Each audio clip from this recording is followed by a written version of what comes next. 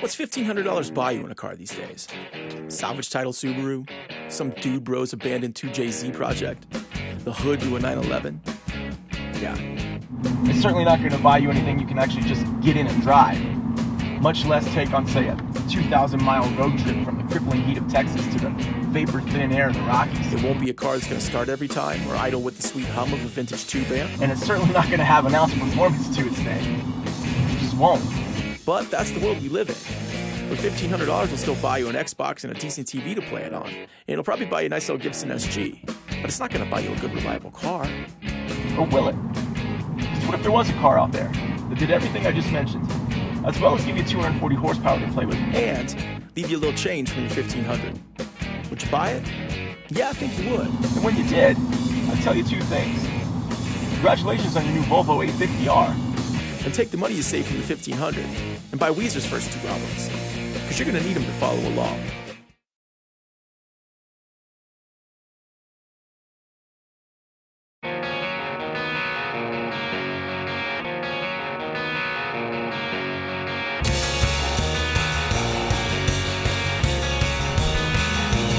All right, let's just get right to the topic that I know everyone wants to talk about.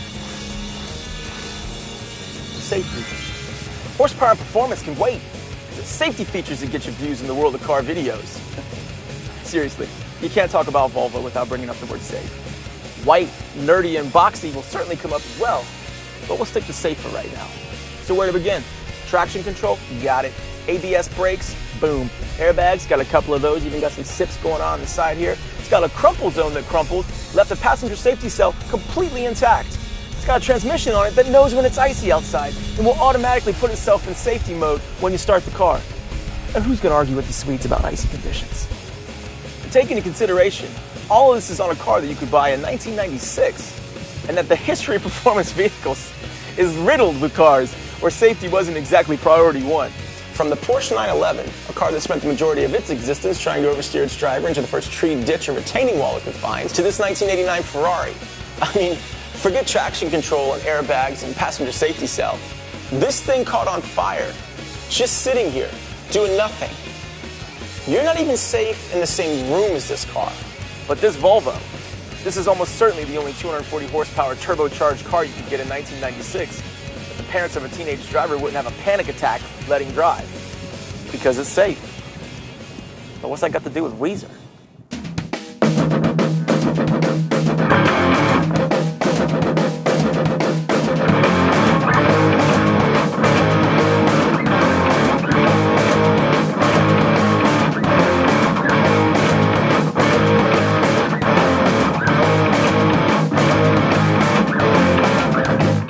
That is not Weezer. That, as any teenager who listened to in the 90s will remember, is the music that made your dad pull you aside to tell you that you're scaring your mother. That is Marilyn Manson. And if you thought throwing a 16-year-old the keys to say an M3 was dangerous, in the 90s, listening to bands like Marilyn Manson and Korn had the perception by many parents as being the single most dangerous thing a teenager could do. Imagine that, a older generation preaching the dangers of a younger generation's music. I've been looking into this rock and roll stuff, and believe me, what I see disgusts me. But that's where Weezer comes in. Weezer was a band that if your parents walked into your room and heard Only in Dreams playing, you were getting an extra hour on your curfew and a little raise in your allowance. Because these were clean-cut dudes with lyrics about X-Men and catching butterflies in jars and professional wrestling. While Marilyn Manson's on stage burning Bibles, Rivers Cuomo is literally apologizing for wanting to put a little sugar in his tea. It's like this.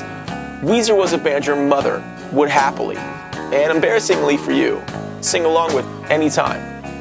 Because Weezer was safe. Volvo safe. And safe normally flies in the face of everything rock music represents. Rock music isn't safe. It's dangerous, exhilarating, something to be feared. 3 things that make performance cars really good. And yet here's Weezer, as safe as a grandmother's hug, taking the very thing that rock music was meant to defy and embracing it. Yes, we're safe. Yes, we're square. Yes, we're nerdy. But guess what? It's with that exact recipe that Weezer not only made undeniably good songs, but within the span of just 2 albums, you see them go from easily accessible radio hits to these raw, nearly impenetrable songs, that required more from the fans than just a casual listen as they drove to work. And this path Weezer took their fans on, to get them from the beautiful simplicity of the Blue Album to the unexpected emotional complexity of Pinkerton, is a lot like the path Volvo took to go from the base 850 that debuted in '92 to the 850R only 4 years later. And it was a path littered with risk. Risk in that both the Blue Album and the 850 were incredibly well received when they debuted. And any record label or car company bean counter were going to say the exact same thing. Keep doing more of that. Don't do anything crazy. Let's stay the path that got us here, and let's get rich. And, well, that plan's worked out well for AC/DC and the Toyota Camry for decades, so there is some boring validity to it. But Weezer and Volvo bucked that idea in very similar ways. Weezer did it by releasing some songs, You Gave Your Love to Me Softly and Suzanne, for example, that came out between the Blue Album and Pinkerton, and whose production had definitely changed lanes from the smooth, slick, safe sound of their debut and introduced this loud, raw, unfiltered sound that was really out of place coming from a pop rock act. And it was a risk. But the reception to the songs was immense, enough that Weezer kept that new raw sound going into Pinkerton. The huge drums, the static from the amplifiers, the keyboard, the live vocals. And it ultimately explains why the Blue Album starts like this.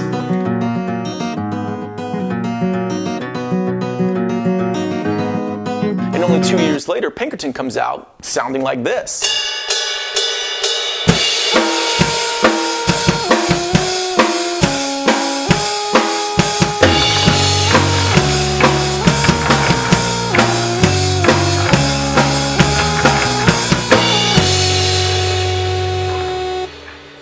But because the band took that risk by releasing those new raw-sounding songs between albums, via a B-side here and a movie soundtrack there, they were emboldened by the great reception to take that sound into a full-fledged album. And it's the same with Volvo. When the 850 debuted in America as a '93 model year, we loved them. And by love them, I mean we bought them, a lot of them. It was a nice, safe family sedan that said, I'm a sensible person that puts a napkin in my lap when I eat. And perhaps not coincidentally, this also happens to be right around the time that the term soccer mom came into the American parlance. And I don't think I need to make a 7-minute video about the connection between Volvos and soccer moms. But soon thereafter, in a desire perhaps to shake that safe suburban soccer mom image it had rightfully gotten, Volvo, with the help of Porsche, sneaks out the 850 T5R in 1995, a 200-plus horsepower turbocharged risk of a car. A front-wheel drive, all-out sports sedan from Volvo was probably reviewed with great confusion by many a car magazine in the 90s. But this limited edition experiment could be seen as Volvo's in-between car, just like Weezer's in-between songs that you had to go out and look for to get. And seeing as they only sent 904 of them to America, you had to look pretty hard. But the gamble paid off, because the T5R was a hit.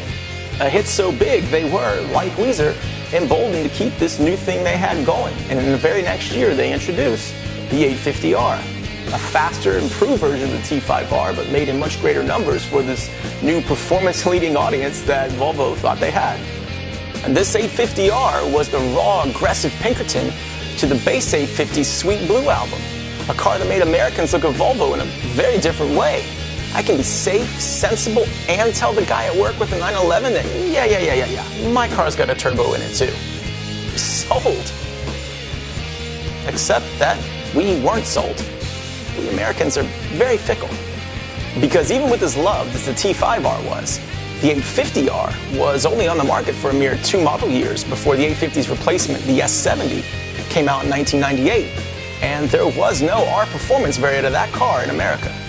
There's always only one unfortunate reason for that, because the car company didn't think they'd sell enough to warrant it. So even before the turn of the millennium, Volvo's R-Line sedan, the raw, aggressive, powerful experiment that seemed so promising, was dead on American soil before it barely even started.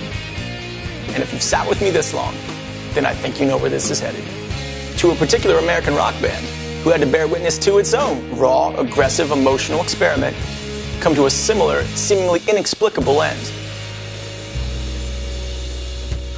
Because in the fall of 1996, when you could go out and buy a brand new Volvo 850R and buy Weezer's greatest album and see them play in their greatest era with their original lineup playing only their best songs, it seems absolutely implausible that people wouldn't have taken advantage of that opportunity. But they didn't.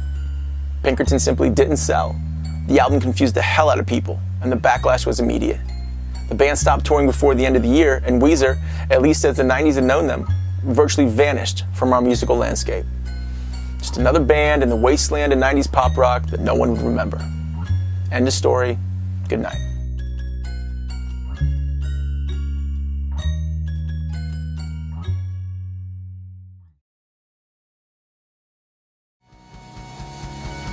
Except for the part where the huge groundswell of fans that did get Pinkerton, that did understand what Rivers was feeling, and started to like the band more then than ever.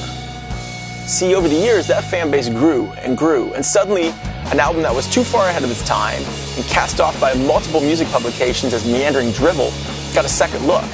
And after all that time, its genius and influence finally realized. I mean, how often does that actually happen, that a band gets a second wind like that? And I know, the Weezer that we know of today is not the Weezer that we hear on Pinkerton. But the only reason we still hear the Weezer of today is because of the legend that Pinkerton created, subsequently breathing new life into the band. He would then go on to use some of that new life to write Beverly Hills. But they can't all be classics.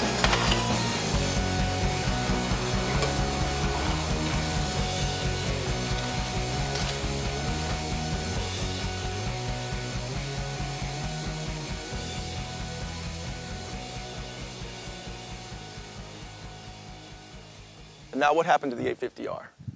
Well, just go ask any diehard gearhead what they think of the 850R and they'll tell you it's a badass BMW motorcycle. Needless to say, it's not a wildly popular car today.